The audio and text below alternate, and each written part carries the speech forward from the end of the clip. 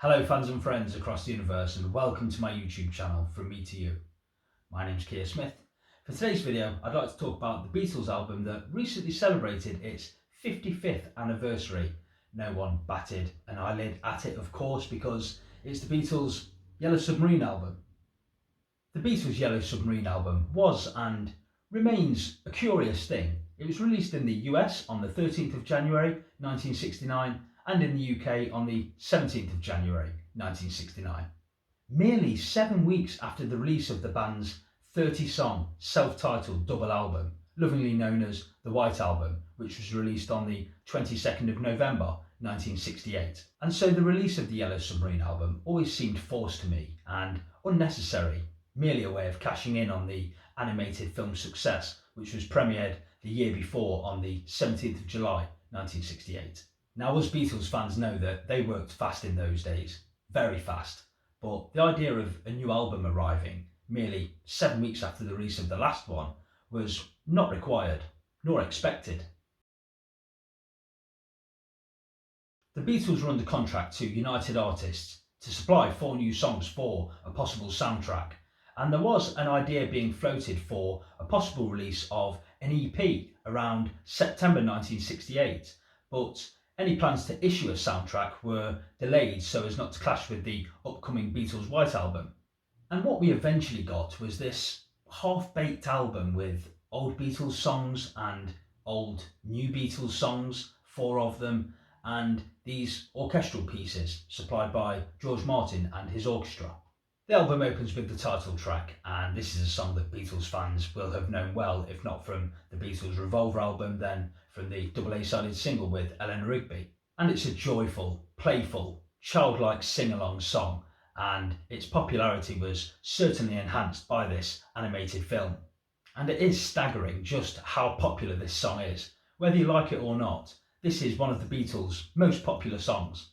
And then we come to the first of 4 new Beatles songs. Track 2 on the album is George's Only a Northern Song, although this was actually recorded back in February 1967. And this was a song that was offered for the Beatles' Sgt. Pepper's Lonely Hearts Club Band album, but rejected. But it could have fit in well there. It's a little bit weird, psychedelic, lots of interesting sound effects going on in the song. It's a song I really like. I think it's very good. And that's followed by Paul's song, All Together Now, which was written back in May 1967, but it was written with this Yellow Submarine project in mind. And this is an up-tempo, acoustic and very catchy song with very easy sing-along lyrics that capture the spirit of the Yellow Submarine film. A little throwaway? Maybe, but I really like it. Up next is John's Hey Bulldog, and this was recorded in February 68, and again another one written with this Yellow Submarine soundtrack in mind. And this is a great piece of rock and roll, built around this cool piano riff which is doubled up by the guitar riff. Paul plays great bass and John's wordplay is fantastic. And we hear John and Paul goofing around and ad-libbing on the outro of the song, which is great fun.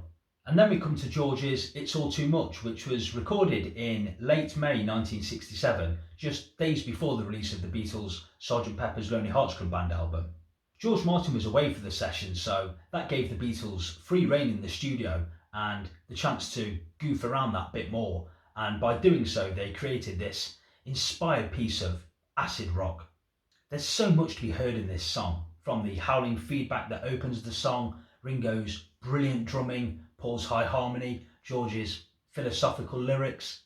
It's a truly inspired recording and one of my top 3 favourite Beatles songs.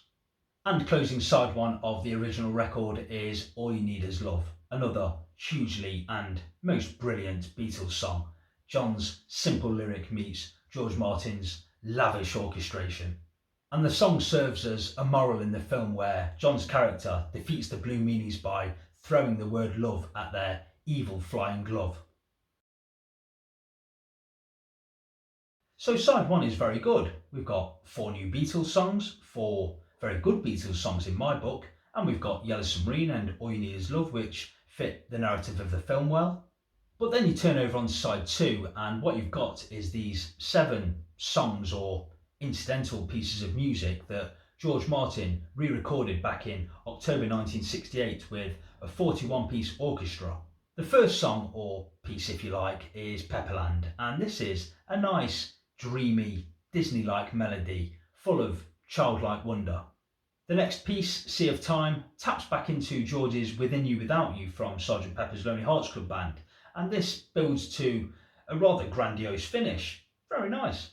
And then the next four pieces, Sea of Holes, Sea of Monsters, March of the Meanies and Pepperland Laid Waste, all create a sense of dark foreboding with a bit of a sinister edge. The orchestration is that bit more uptight and dramatic. And that leads to the final track, the triumphant Yellow Submarine in Pepperland. Yellow Submarine is reprised and peace, love and harmony are restored.